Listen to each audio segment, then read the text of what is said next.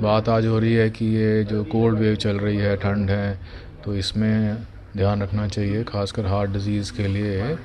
एक सबसे पहली चीज़ है कि ब्लड प्रेशर सर्दियों में बढ़ने का रिस्क होता है। कोल्ड वेव वगैरह में ब्लड प्रेशर, हमारे पास कई मरीज़ आ रहे हैं जिनका बीपी पहले कंट्रोल था, लेकिन अभी सर्दियाँ आई, ठंड आई तो उसमें बीपी बढ़ना शुरू हो गया है।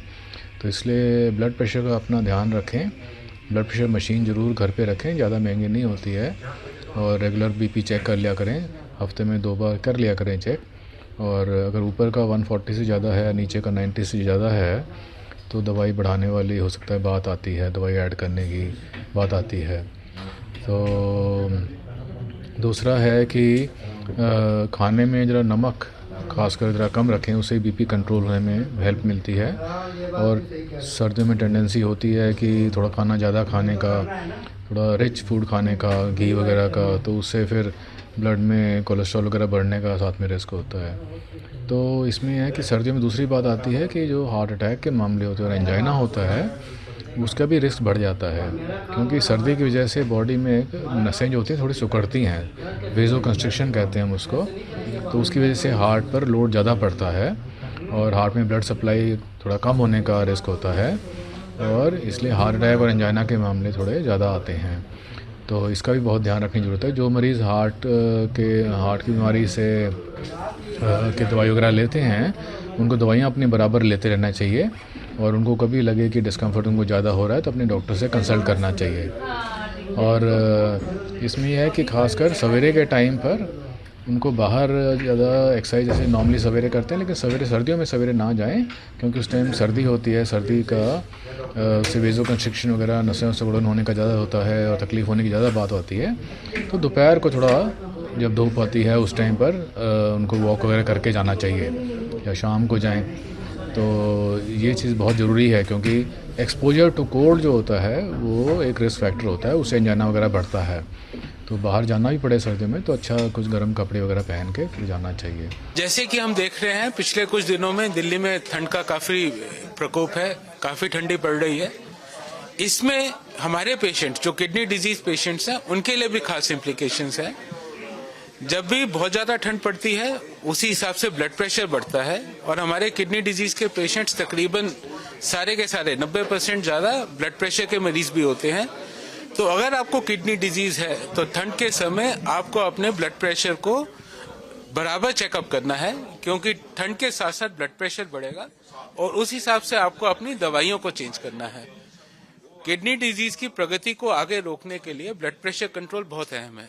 तो इसलिए इस सर्दियों में अपने ब्लड प्रेशर के लिए जरूर ध्यान रखें, और अगर आपका ब्लड प्रेशर बढ़ा रहता है तो इमीडिएटली अपने डॉक्टर से कांटेक्ट करिए, ताकि ब्लड प्रेशर की मेडिसिन उसी हिसाब से बढ़ाई जा सके।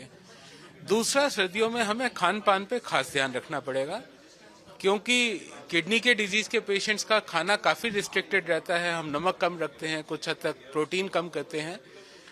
तो इसीलिए आपको अपना खाने पीने का खास ध्यान रखना है, और सीजनल वेजिटेबल्स जैसे साग, धनिया, ये सब चीजें हैं, इन सब के लिए भी डाइटिशियन से मिलके ही यूज करिए, क्योंकि कई चीजों में पोटेशियम बढ़ जाता है, तो इसलिए डाइट का भी ध्यान रखना है।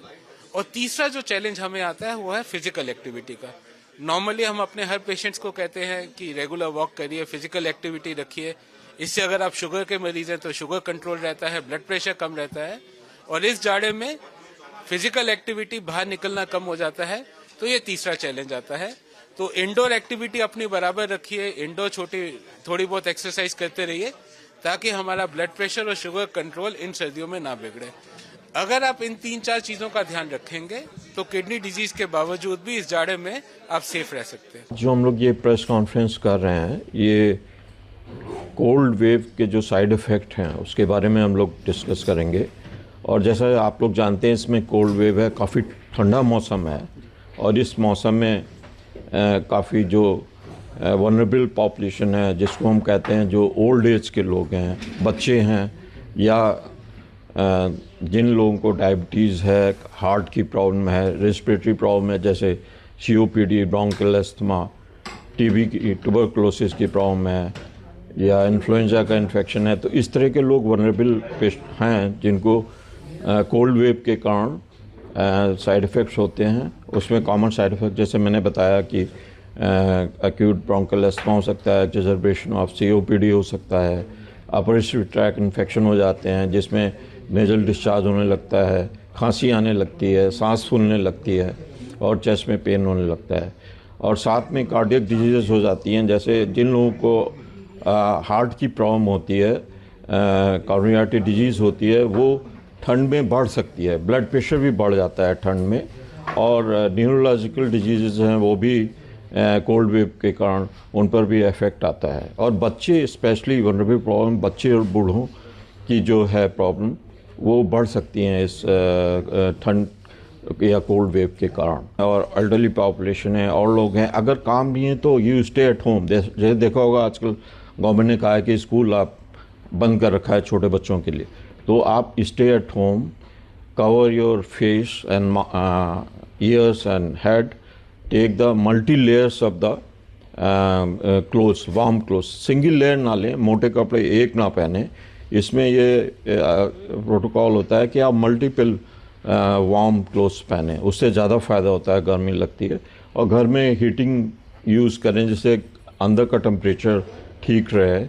और साथ में जिन जो होमलेस लोग हैं, जैसे आपने देखा होगा काफ़ी होमलेस हैं, तो उनके लिए गवर्नमेंट ने शेल्टर्स बनाए हैं। एम्स के सामने भी शेल्टर्स बने हुए हैं, वहाँ पर रुकें। और कभी भी ज़मीन पर ना सोएं, अवॉइड करें ज़मीन पे सोने के लिए। प्रॉपर बेडिंग यूज़ करें, ब्लैंकेट्स यूज़ करें, वार्म क्लोथ्स यूज़ करें, हीटिंग सिस्टम को यूज़ करें। और अगर ठंड से, जैसे एक बीमारी होती है जब ठंड लग जाती है, ठंड के कारण आपको एकदम से कपकपी आने लगेगी, सिवरिंग होने लगेगी, खांसी आने लगेगी और आपके हाथ पैर ठंडे हो जाते हैं। तो एक्सट्रीम अगर कोल्ड होता है, उसमें अगर एक्सपोजर आपका होता है, तो then you can have frostbite also, जिसमें कि आपके पेरिफेरल लाइक उंगलियां, हाथ पैर की उंगलियां और नोज़ और फेस वाइट हो जाते हैं और आपको कन्फ्यूज़न हो जाएगा, डिजीनेस होने लगेगी, सेंसोरियम लो हो जाएगा। तो इस तरह की अगर अलार्मिंग सिचुएशन होती है तो this is kind of emergency. Immediately हमें पेशेंट को हॉस्पिटल लाना चाहिए और उनको हमें ट्रीटमेंट करना चाहिए।